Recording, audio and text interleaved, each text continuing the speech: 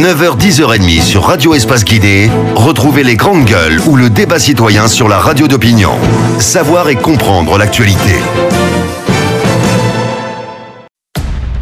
Politiciens véreux, fonctionnaires corrompus, promoteurs immobiliers voyous, justice passive. La Guinée devient-elle mafieuse ? Les grandes gueules d'Adafo Média ne lavent pas plus blanc, mais vous permettent de défendre votre pays en vous informant. Avec les grandes gueules d'Adafo Média, dénoncez les turpitudes, nous garantissons le secret des sources. Envoyez vos documents à espacefmguinée.info, rubrique Contact. Les grandes gueules d'Adafo Média ou le socle de la liberté d'expression en Guinée. Les grandes gueules. Tout sur les dessous de l'actu. Ici, l'actu rime avec liberté de ton sur Radio Espace. Continuez à réagir, GGO 8037, le numéro de téléphone à votre service si vous êtes abonné Orange, évidemment, si vous souhaitez intervenir en direct dans cette émission. Tant de questions ce matin. On va d'abord continuer l'interview avec le gouverneur de la Banque centrale, avec nous dans ce studio, monsieur Lousseni Nabé. Alors, monsieur Nabé, on va continuer l'interview là-dessus en ce qui concerne vos rapports, parce qu'on a 4, 5, 6 points quand même à aborder ce matin. Vos rapports avec les banques primaires, parce qu'on évoquait il y a un instant avec Moussa Moïse là tantôt. Vous allez nous expliquer un petit peu comment ça se passe avec ces banques primaires. Merci beaucoup. Oui, M. Silla voulait dire quelque chose. Oui, je veux juste qu'il termine le dernier impératif qu'il était en train de développer sur ce qui a prévalu à l'émission de cette nouvelle coupure. Non, en fait, je pense que j'avais évoqué les aspects principaux liés à ça. Je pense que ce sur quoi nous parlions, c'était de savoir si les nouvelles coupures ont pour vocation de remplacer les anciennes ou de compléter la série. Ça n'a pas une incidence également sur le taux d'inflation? Non, pas du tout alors. D'accord, pas du tout, parce que l'inflation est liée à l'évolution de la masse monétaire. Et l'évolution de notre masse monétaire aujourd'hui se fait conformément à une programmation monétaire qui s'effectue dans le cadre du programme économique que nous conduisons avec le Fonds monétaire depuis 2011. Les revues successives, les 6 revues concluantes successives nous démontrent que là-dessus, il n'y a pas de dérapage. Allez-y. Voilà. Alors, sur ces différentes sorties de coupures, nous avons vu le biais de 20 000 francs et il nous parlait tantôt des efforts qu'ils étaient en train de consentir pour que les petites coupures restent en circulation.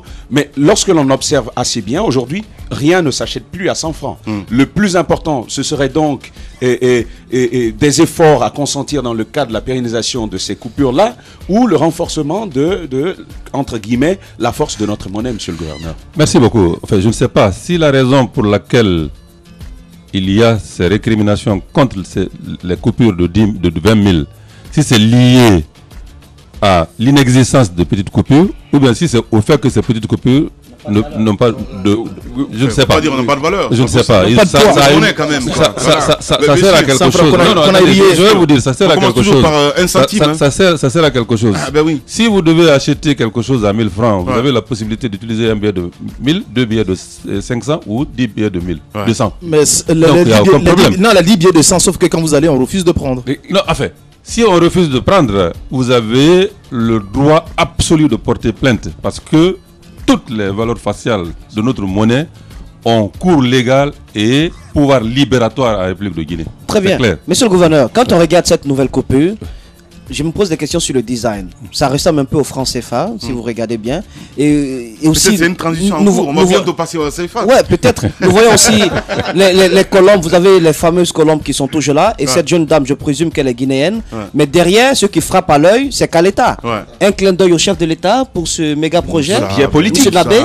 Non, pas du tout, pas du tout. Enfin, un clin d'œil électoraliste. Un clin d'œil à tous les Guinéens. On peut faire la campagne. On peut faire la campagne même par la monnaie. Même par la monnaie, on peut faire la campagne de la démocratie. Moi, je dis que je suis prêt. Un nouveau bien lorsque Swapiti sera là. C'est quand même un ensemble de questions. Je dis que je répondrai à toutes vos questions sans en éluder aucune. Il y aura les billets de 30 000 quand Swapiti sera là. Sans en éluder aucune.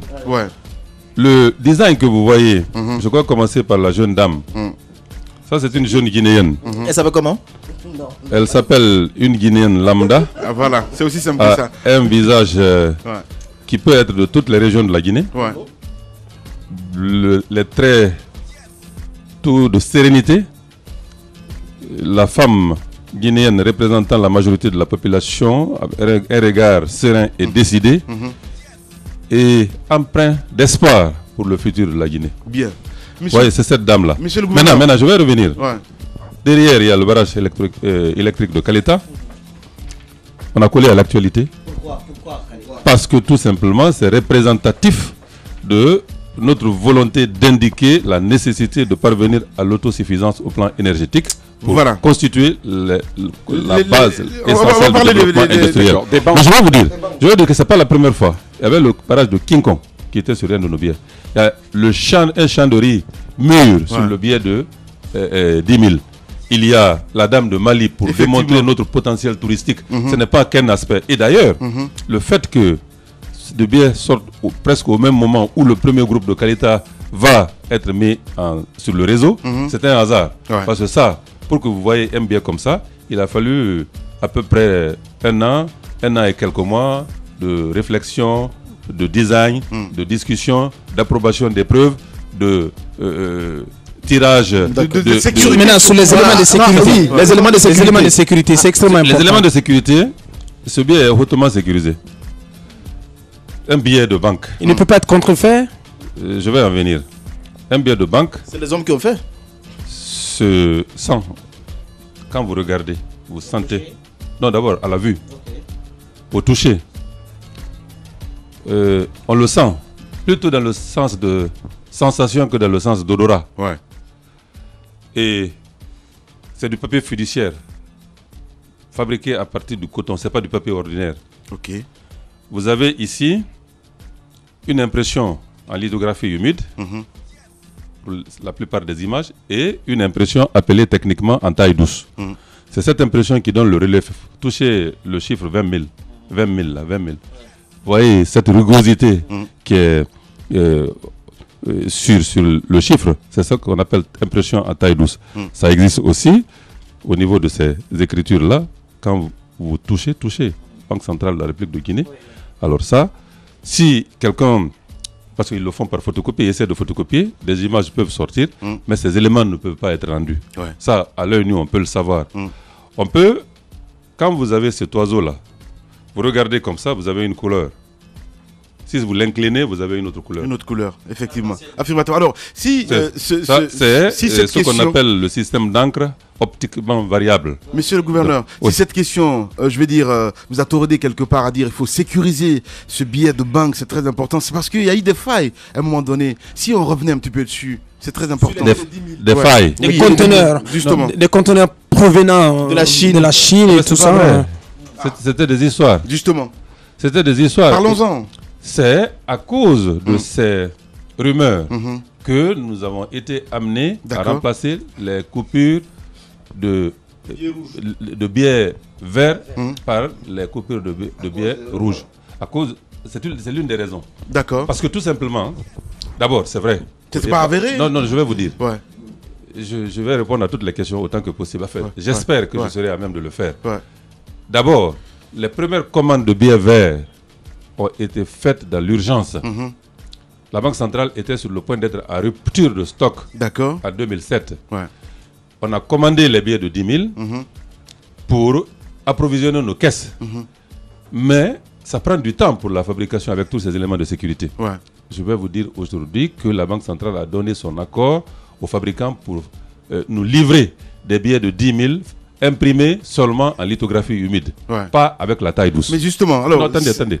Il y a eu ça. Je veux justement qu'on touche un petit peu la plaie. C'est très important parce que quand vous dites que vous avez commandé en urgence parce que vous étiez en rupture de stock, vous l'avez dit à un instant. Non, je l'ai dit qu'à un moment donné, on risquait d'être en rupture de stock en 2007. D'accord. En 2007. Donc, je dis la vérité, je n'occulte rien. Maintenant, c'est parce que nous, l'équipe actuelle nommée en 2011, savait qu'il y avait cela. Qui s'est répété aussi en 2010. Donc des risques. Au temps de la transition. Avec les dépenses, les injections inconsidérées de liquidités qui ont été faites ex nihilo, la Banque centrale a dû payer un lourd tribut à cela. Donc des biens ont été fabriqués sans les éléments d'impression en taille douce. D'accord. Donc nous savions cela. Nous savons aussi qu'il y avait des rumeurs sur des conteneurs qui venaient de je ne sais où. Maintenant, toutes ces rumeurs-là avaient pour tendance insidieuse d'effriter davantage la confiance du public. Parce que quand vous dites qu'on a fabriqué des billets sans ces éléments de sécurité, c'est assez grave. Mais c'était grave. C'était à une époque donnée. Oui, c'était grave. C'est ce que je dis justement. Absolument. C'est conscient de cette gravité. Ok. Entre autres qu'on a dit qu'il faut les changer. Mais nous nous sommes dit. Donc il y a eu des failles. Qu'il faut se ménager. Il y a eu des contrefaits. Non. C'est pas à cause des contrefaçons. Je vais en venir. Je dis, c'est à cause de cela pour rétablir la confiance. Parce que si vous entendez l'épithète monnaie, l'épithète fiduciaire sur monnaie fiduciaire, ça veut dire tout simplement que c'est basé, en plus des fondamentaux économiques, c'est basé sur la confiance. Si la confiance s'effrite, même si les fondamentaux sont bons, le reste peut s'écrouler. C'est clair. Maintenant, ce que je vais vous dire, c'est que nous, on voulait avoir un élément de contrôle. On savait exactement le nombre de billets que nous avions mis en circulation pour les coupures vertes. Sécurisés, non sécurisés, on avait 243 millions de billets. Nous avons commandé 250 millions. En espérant que le phénomène de la fausse monnaie serait marginal. Mais c'est vrai que ça allait au-delà de nos espoirs. Parce que sur les 243 millions de billets, qui valaient 2430 milliards, nous avons remplacé seulement 2405 milliards. Autrement dit, 25 milliards de francs guinéens en billets de 10 000. Ces coupures sont toujours en circulation ou pas du tout? Non, enfin, peut-être sont quelque part, mais enfin, non plus cours légal. Vous êtes quand même le premier responsable de la Banque centrale de la République de Guinée. Moi, je veux dire, il y a un moment, il faut faire des enquêtes là-dessus parce que notre inquiétude ici, un petit peu, Aboubacar Diallo le disait tantôt, monsieur le gouverneur, si vous me laissez placer ça, non, je vais terminer. Parce que c'est super important qu'on puisse comprendre. Absolument. On parlait un petit peu sans xénophobie, on parlait tout à l'heure de ces Nigérians. Touchons la plaie, c'est important. Il y a un moment, si on ne sait pas, si on ne fait pas d'enquête là-dessus à dire qui a fait quoi, on va toujours continuer parce que vous nous avouez ce matin que peut-être ces coupures sont toujours en circulation. Sont quelque part. Mais ça ne se mange plus, ça se mange plus. Ce que je vais vous dire, nous, on a émis 250 millions de billets pour remplacer 243 millions.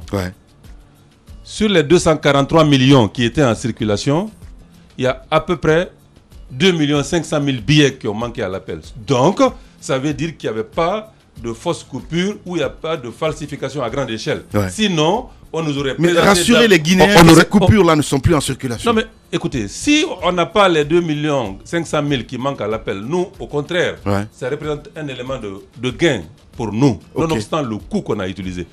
Ils n'ont plus de valeur, ils n'ont plus de cours légal et de pouvoir libératoire en Guinée. Alors, monsieur le gouverneur, est-ce qu'on peut savoir les risques d'inflation, non seulement les risques d'inflation, mais est-ce qu'on peut savoir exactement combien on a éjecté sur le marché?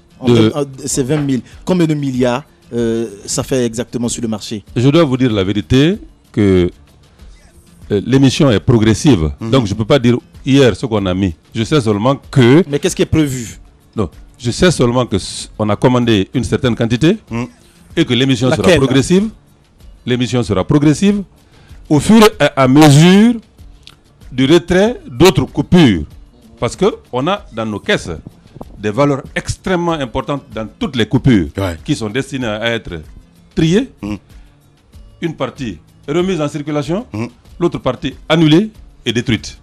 Donc, ce que je peux vous dire avec certitude, c'est que les billets de 10 000, de 5 000, de 1000 nouveaux ou même de 100 nouveaux qu'on émet, que nous émettons, correspondent en valeur à d'autres billets qui sont retirés. Voilà, le gouverneur de la Banque centrale, notre invité ce matin chez le juge Aboubacar Diallo. L'inquiétude, elle est perceptible chez les Guinéens. En plus du fait que ces nouveaux billets n'ont pas été bien reçus, certainement vous l'avez constaté par vous-même. Et donc il y a cette inquiétude chez les Guinéens de voir l'émission de ces coupures provoquer un nouveau glissement de la monnaie guinéenne qui se stabilise quand même sous votre contrôle depuis quelques années et partant une inflation qui peut donc chambouler tous les prix sur le marché intérieur. Le glissement est lié à la variation de parité. Et je dis toujours que moi j'accorde plus d'importance à la stabilité qu'à la parité. Quand la parité est stable, la monnaie est stable. Et depuis 2011, Dieu merci, nous sommes stables. Ce que je veux dire, c'est que l'inflation est déterminée par rapport à la masse monétaire, à l'évolution de la masse monétaire. Un élément de cette évolution, c'est les dépenses du trésor dans le pays. Le financement du déficit budgétaire par la Banque centrale. aujourd'hui, je vous dis que depuis le 1er janvier 2011, la Banque centrale a financé seulement l'État dans la mesure des recettes disponibles. L'État a fonctionné sur la base caisse. Bien que la loi portant statut de la Banque centrale autorise l'État à avoir des avances de la Banque centrale de l'ordre de 5% des recettes de l'exercice antérieur complètement connu. Nous refusons cela. Nous adoptons le système de financement zéro. Notre loi nous l'accorde. Les accords sous-régionaux dans le cadre de la ZMAO nous accordent aussi ce financement de 5% qu'on peut faire sous forme d'avance à l'État. Mais au lieu de ça, je vous dis que c'est le déficit zéro. Justement, parlons de la Banque centrale toujours. Avec la mobilisation des ressources internes, est-ce qu'on peut connaître à combien est estimé, par exemple, ou sont estimées les réserves de la Banque centrale? Les réserves de la Banque centrale sont estimées à mois d'importation. Depuis 2011, et nous sommes là aussi dans les critères de convergence au niveau sous-régional, que ce soit de l'Agence monétaire de l'Afrique de l'Ouest que de l'Institut monétaire de l'Afrique de l'Ouest. En permanence, ça couvre 3 mois d'importation. 3 mois d'importation. Il y a quelques mois, si ma mémoire est bonne, si je ne m'abuse, on parlait de 6 mois d'importation. Oui, un moment, oui. Donc il y a une régression.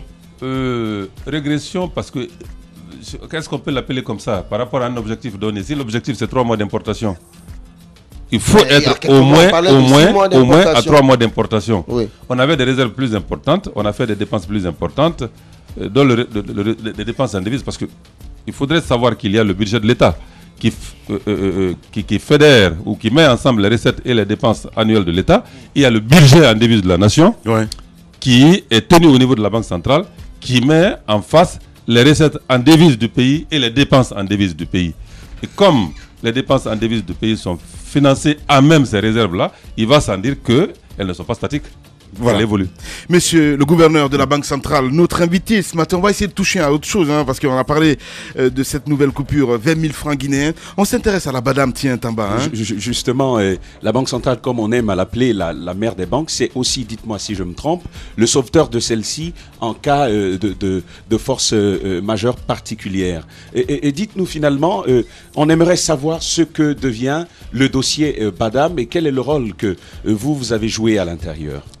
Merci beaucoup. Bon, vous n'êtes plus intéressé par les éléments de sécurité que j'avais commencé à développer. Je vais dire qu'il y a un élément. Allez, langue de bois, monsieur. Non, on parle Badam là. Quel élément? Un élément pour les non-voyants, pour les malvoyants ici. Allez. Ah, ok. Les trois très réguliers là. Mais je ne vais pas les développer tous. Non, mais ça serait bien peut-être. Pour ne pas risquer de verser dans la langue de bois que vous appréhendez. Mais justement. Pas à juste titre, parce que j'ai horreur de la langue de bois. Allez, donc allons-y au droit au but. Voilà, la Badam, justement. Je vous ai fait une promesse que je suis décidé à tenir. Je vais répondre à toutes les questions. La Badam est une banque mornée. Mornée. Avec le soutien de l'État. Mornée. Et pourtant, vous lui avez accordé l'agrément. C'est ce que j'allais dire. Allez-y. Quelque part, votre responsabilité est engagée. Je ne suis pas prêt du tout à l'éluder. Je le dis que la Badam est une banque mornée. Les grandes gueules. Pour accorder un agrément à une banque, il faut 3 conditions fondamentales. Il faudrait une étude de faisabilité, de marché. Une étude de faisabilité qui démontre la viabilité à terme de la banque. Les grandes projections en matière d'exploitation, en matière de crédit et de dépôt. Il faut en deuxième position qu'il y ait le capital minimum libéré et constatable à la Banque centrale ou dans une banque de la place. Qui s'élève à combien? À l'époque, c'était 50 milliards. Nous l'avons porté à 100 milliards de francs guinéens. Il faut en plus qu'il y ait une banque de réputation internationale qui puisse être actionnaire à hauteur d'au moins 20% du capital qui en assure la gestion avec un contrat d'assistance technique. Les 3 conditions fondamentales sont toutes requises pour que le comité des agréments octroie un agrément à une banque. Maintenant, la Badam a été agréée, si mes souvenirs sont bons, c'était en 2008. En 2008. Dans des conditions un peu scabreuses. L'État a dit qu'il était actionnaire. L'État a écrit, sous la signature du ministre des Finances, au gouverneur de la Banque centrale pour dire l'État est actionnaire, accorder l'agrément. L'État sera actionnaire à hauteur de 55%. 55% de 50 milliards. Si mes calculs sont bons, ça va faire 27 milliards et demi. Ouais. Les privés se chargeaient d'apporter la différence. Mais au lieu de ça, les privés ont apporté moins de 20 milliards, autour de 15 milliards si mes souvenirs sont bons. Et l'État n'a apporté que 2 milliards. Sur les 27 Et absolument, sur les 27 milliards et demi. C'est grave. Et c'est sur cette base que la banque a commencé à fonctionner, sans banquier de référence. Sans banquier de référence. Mais tout ceci, la Banque centrale en 2008, vous dites notre responsabilité est écrasante. Ouais. Je l'assume. Ouais. Je l'assume. Je n'étais pas gouverneur, je n'étais pas vice-gouverneur. Ouais. J'étais conseiller chargé des questions administratives et de procédures, c'est-à-dire même un peu éloigné des questions monétaires. Bon, mais j'assume, j'étais à la Banque centrale. Donc, la Banque centrale, le gouverneur préside le comité des agréments avec une lettre du ministre des Finances. La convocation. À l'époque, c'était quel ministre? Non, là, vous allez faire vos recherches. Bon, je pense que ce n'est pas indispensable qu'on dise des noms ici. Effectivement. Et la banque a été agréée dans ces conditions-là. Elle a commencé à fonctionner. Et en plus de ça, malheureusement, la gestion a été un peu calamiteuse. Parce que si vous octroyez des crédits à tout va et que cela ne soit pas lié à vos fonds propres, vous créez les conditions d'insolvabilité et d'illiquidité. Parce que tous les ratios prudentiels sont bâtis autour des fonds propres nets de la banque, dont le noyau dur, c'est le capital minimum. Si le capital minimum n'est pas libéré entièrement, surtout si c'est libéré dans ces proportions-là, le risque auquel vous vous exposez irrémédiablement, c'est d'utiliser plus que de raison les dépôts de la clientèle. Maintenant, la BADAM a fonctionné sur cette base. L'État n'a pas fait son apport, les privés non plus, et on a continué à la gérer au mieux comme une banque normale, au pire de façon désastreuse. On aurait pu assister à une rupture à l'occasion de l'investiture du professeur Alpha Condé. Mais beaucoup de déposants estiment qu'il a été de ceux-là qui a encouragé ces déposants à aller du côté de la BADAM. Je leur laisse l'entière responsabilité de ce qu'ils disent. Je n'en ai aucune connaissance. Tout ce que je peux dire, c'est ce que nous, comme Banque centrale, avons fait. Nous avons fait faire une mission d'inspection immédiatement quand nous sommes venus. On a fait un rapport pour attirer l'attention des autorités dessus. C'est vrai que les discussions étaient en cours. Est-ce que l'État va faire son apport? Est-ce qu'il ne va pas le faire? Les conditions d'austérité budgétaire qui prévalaient à l'époque ont fait que l'État a décidé de ne pas faire d'apport. Et en pareil cas, la Banque centrale a pris ses responsabilités parce que la loi dit que si une banque, dans la durée, présente des risques sur les dépôts, il faut la mettre sous administration provisoire pour essayer de réunir les conditions de faire ce qui aurait dû être fait. On l'a mise sous administration provisoire en gardant le contact avec les actionnaires. Comme rien ne se faisait, on était obligé de retirer l'agrément. Pas la Banque centrale, mais le comité des agréments. Parce qu'il faut faire la différence entre la Banque centrale et le comité des agréments. Le reproche que vous faites, moi je suis vraiment convaincu ce matin. Mais bien sûr, je me dis quelque part, s'il était gouverneur de la Banque centrale à cette époque-là, peut-être ça n'aurait jamais eu lieu. Mais dites-moi comment ça se passe. Laisse-moi placer ça s'il vous plaît. Comment ça se passe? On veut créer une banque, il n'y a pas d'enquête de moralité sur les personnes, je vais dire, sur les actionnaires, parce qu'à l'époque, on se rappelle très bien, c'est pas une manière de citer de nom, on sait qu'il y a Mamadou Silla qui était actionnaire dans cette banque, il y a Ousmane Kaba aussi, docteur Ousmane Kaba qui était actionnaire dans cette banque. Vous parlez de 27 milliards en ce qui concerne l'actionnariat de l'État. Au lieu de 27 milliards, on n'a payé que 2 milliards. En ce qui concerne ces deux actionnaires, parce que c'est les deux noms que j'ai, justement, comment ça se passe, monsieur le gouverneur? Nous, on est un peu bleu dans cette histoire. Non, pas comment ça se passe. Comment ça s'est passé. Justement, comment ça se passe. Parce que si demain, quelqu'un d'autre, un Tamba veut créer une banque ou un Dibril veut créer une banque, donc il n'y a pas d'enquête de moralité sur les personnes. Quand vous dites comment ça se passe, ça veut dire comment ça doit se passer. Je vous ai dit comment ça doit se passer. Justement. Dans le cas d'espèce, je vous ai dit aussi comment ça s'est passé. Bien. Je vous donne l'explication. Ça explique, ça ne justifie pas. Bien. C'est vrai que je ne peux pas le faire davantage. J'assume la responsabilité de banquier central parce que j'étais là. Mais il y a la responsabilité en tant que membre de l'équipe de la Banque centrale, mais pas la culpabilité. Bien. Je ne me disculpe pas. Je vous laisse juge. Je laisse nos auditeurs aussi juges de cela. Ça a été mal fait. Ça a été mal fait. Et malheureusement, ce qui devait se produire, c'est produit. Nous, on a retiré l'agrément parce qu'on devait retirer l'agrément. Sur le tard un peu. Voilà. Sur le tard, c'est le proche que certains observateurs vous font. Parce que quand vous êtes arrivé aux affaires, vous avez dû faire le constat que cette banque était une banque mal née. Alors à partir de là, mal né, je précise. Il a dit mort-né. Non, moi j'ai dit mort-né. Oui, moi j'ai dit. Attention. Oui, non mais tous les deux fonctionnent. Il y en a qui n'aiment pas l'expression mal-né ici. Tous les deux fonctionnent. En fait, à mon avis, le gouverneur nous écoute. À mon avis, le gouverneur Lousseni, tel qu'on le connaît, parce qu'il y a quand même des faits aujourd'hui, des résultats. À mon avis, à son arrivée, il a dû poser le constat que c'était une banque mal née et en tirer toutes les conséquences. Il a dit mort-né. Non, en tirer toutes les conséquences, c'est-à-dire en retirant à l'immédiat l'agrément d'ouverture de cette banque. Là, on sommes arrivés. Allez, on va s'écouter les gars. On a laissé le mal continuer et on a pris des mesures, c'est vrai, j'appelle ça cosmétique, et à mon avis, il fallait aller au plus vif, il fallait trancher dans le vif et arrêter le mal tout de suite. C'est un constat de M. Abakar Diallo. Et c'est allez, on va s'écouter les gars. Pour la première fois que nous ayons un tel diagnostic qui soit aussi parfait, mais voyons quand même que le problème, il demeure. Quel va être l'avenir de ces déposants? Qu'est-ce qu'on en fait? Ils réclament toujours leur argent. Est-ce que la Banque centrale dispose d'un certain pouvoir de marge de manœuvre pour les désintéresser? Moi, je suis fidèle à la promesse que je vous ai faite. Je vais répondre à toutes vos questions si vous le permettez. Allez-y, monsieur le gouverneur. Monsieur Diallo a dit que la décision a été prise sur le tard. Je vais dire que ce n'est pas aussi simple que ça. Ouais. Ce n'est pas du couteau qu'on prend pour trancher dans du beurre.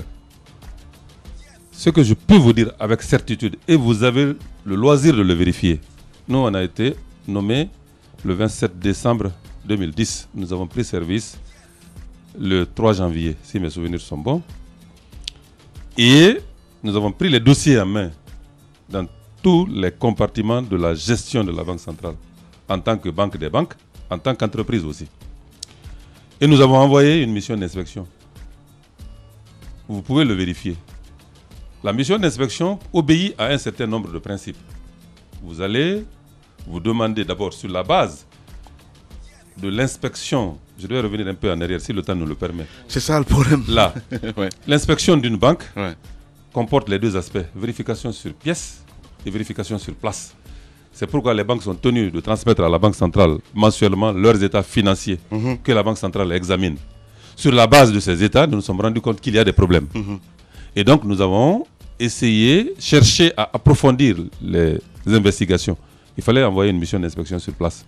On a fait une inspection qui a confirmé, au-delà de ce qu'on avait craint, les conclusions des vérifications sur pièces. Ouais. Et nous avons fait un projet de rapport. Parce qu'en matière d'inspection, c'est ce qu'il faut faire. Ouais. Vous faites un projet de rapport que vous partagez avec l'inspecté. Nous avons écrit à l'inspecté qui n'a pas réagi. Okay. On a cherché que nos inspecteurs rencontrent la direction. Ça n'a pas été possible. Et dans le rapport que nous avons fait aux autorités, nous avons dit, après avoir fait l'inspection, nous avons voulu partager nos conclusions provisoires. Ça n'a pas été possible. Nous nous permettons de transmettre ce rapport provisoire que nous sommes obligés de considérer comme définitif, faute de pouvoir discuter avec les inspectés. Ouais. Cela a pris du temps. Ouais. Cela a pris du temps. C'est après ce rapport-là, et nous avons pris service en janvier. La mission est partie en mars, après les vérifications sur pièces immédiates. Et le rapport provisoire a été établi en mai. On n'a jamais eu de réponse. Et nous avons écrit aux autorités autour de juillet-août. Donc, ce n'est pas aussi simple. Si on n'avait pas cherché à partager les conclusions, on aurait pu nous dire « Ah, vous n'avez pas partagé ». Alors que nous, on avait les preuves, avec toutes les lettres qu'on a écrites. Donc, je ne dis pas que ce n'était pas sur le tard ou que c'était tout juste au bon moment. Le bon moment est très difficile à situer en la matière. Ce n'est pas les racines d'une équation du second degré. Ce n'est pas aussi exact que ça là. Voilà. Monsieur le gouverneur... Ce que je veux dire, en revenant à la deuxième partie, au deuxième volet de votre question, c'est le sort des déposants. Ouais. En matière de dépôt, la réglementation actuelle est muette. Le droit est là et les sources du droit, c'est entre autres la loi, la coutume, la jurisprudence. Il y a une jurisprudence qui existe en Guinée que quand une banque est liquidée, l'État indemnise les déposants. Ça s'est fait dans le cadre de la BIAG, ça se fait dans le cadre du crédit mutuel. Ça s'est fait même dans le cadre de la Banque islamique de Guinée. Donc c'est une garantie, hein, quelque part. La Banque islamique de Guinée. L'État se porte garant en ce qui concerne les déposants. C'est ça la jurisprudence qui a été constatée. Okay. C'est vrai que ça peut prendre du temps. Ouais. Si une banque est liquidée, si une banque fait faillite, les dépôts ne sont plus aussi disponibles que quand la banque est en vie. C'est pourquoi ça prend du temps. Mais les dispositions sont prises pour que les moyens soient trouvés pour indemniser de façon intégrale les déposants. Ce n'est pas la Banque centrale qui le fait. Mais elle peut en prendre l'initiative à côté de l'État. Je peux vous dire qu'aujourd'hui, cette disposition est générale. Bien. Le gouverneur de la Banque centrale, notre invité ce matin chez les GG. Les grandes gueules. La minute, oui ou non? Un feu roulant de questions avec une seule réponse possible. Oui ou non? Langue de bois, s'abstenir. Langue de bois, s'abstenir. Il n'en a pas l'air ce matin. Lousseni Nabé, oui, le gouverneur de la Banque centrale de Guinée. Invité ce matin, Ahmed Camara, oui ou non? Alors, monsieur le gouverneur, je ne veux pas vraiment passer du dos de la cuillère. Pour certains analystes, c'est-à-dire la question des 20 000 francs est une stratégie de monsieur Kassori Fofana. Oui ou non, dites-nous, si ce projet est antérieur à son arrivée dans l'équipe gouvernementale, oui, si on peut le dire ainsi. Oui ou non? Ce projet... Non, oui ou non, monsieur le gouverneur? Non. Ça reviendra à la même chose. Mais non. Hein? C'est en tout cas, c'est le principe je vais être de la rubrique. Plus clair. Non, oui. Ce projet est largement antérieur à l'arrivée de Kassori. Donc non. Donc, voilà. Non.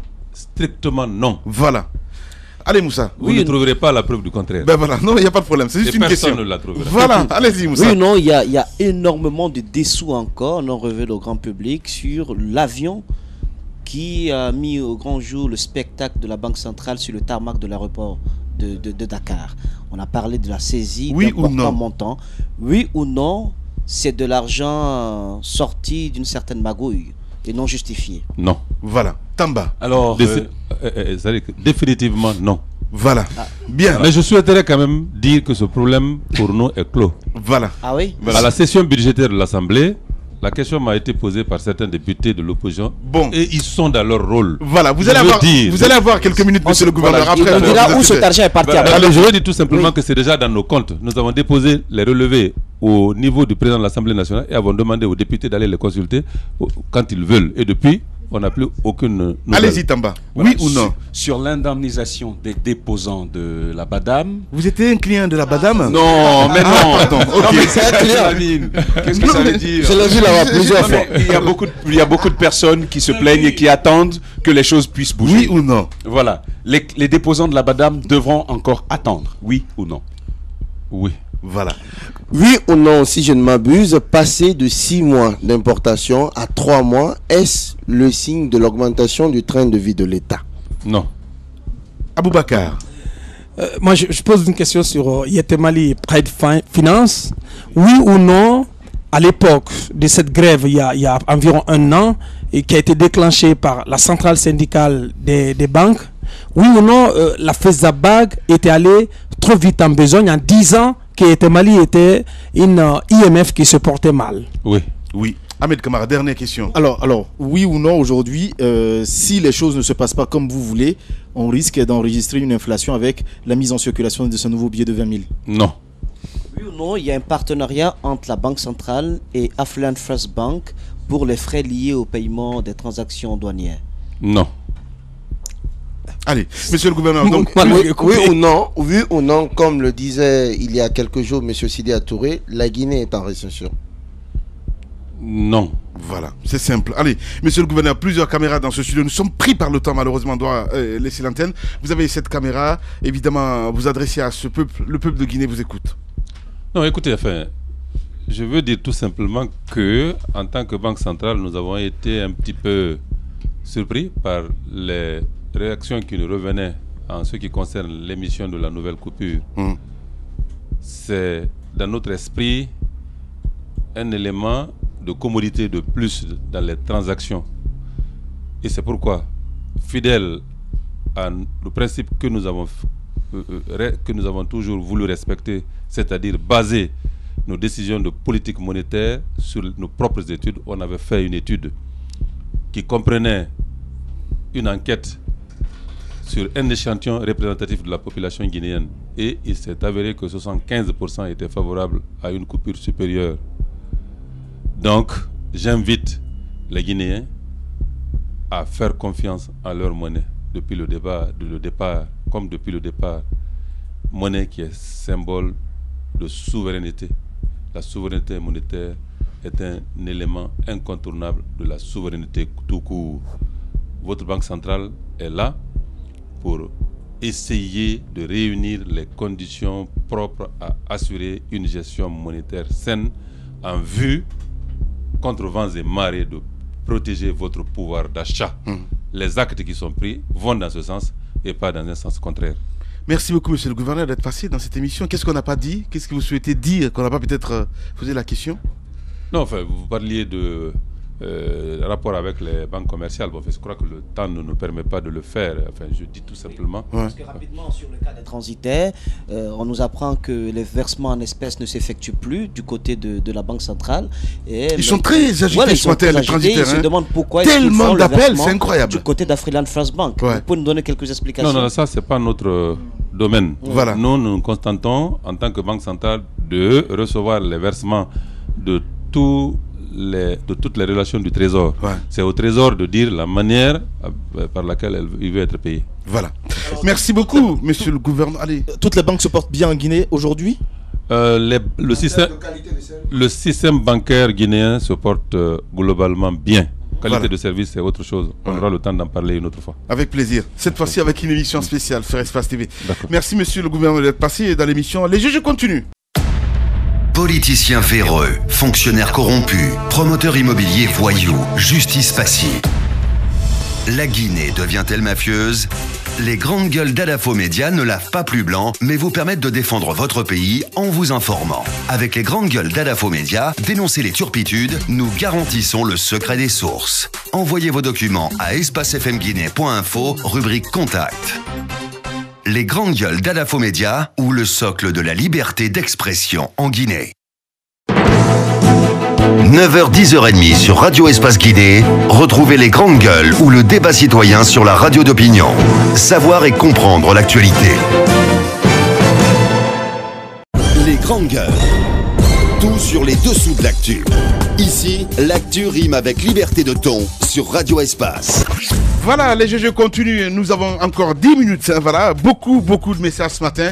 Et bien voilà, le soir, les mails, les messages vont défiler en bas de votre écran, mesdames et messieurs. Nous recevons dans ce studio notre deuxième invité, M. Barry Mamadou Bobo, citoyen guinéen vivant en Angola, en séjour donc à Conakry. Il faut le rappeler, les ressortissants guinéens vivant en Angola, toujours dans la hantise des assassinats ciblés et autres attaques meurtrières, malgré le chape de plomb donc qui s'abat sur eux. Rien n'y fait. Ils semblent abandonner à leur triste sort, gagné par le désespoir face à l'inertie des autorités censées les sauver de cette situation chaotique. On en parle ce matin avec monsieur Barry Mamadou Bobo. Bonjour et bienvenue chez les GG. Bonjour. Alors, monsieur Barry, est-ce que vous pouvez nous expliquer un peu votre quotidien du côté de l'Angola et de deux, cette tuerie dont on parle aujourd'hui? Beaucoup accusent les mêmes ressortissants guinéens de tuer d'autres Guinéens.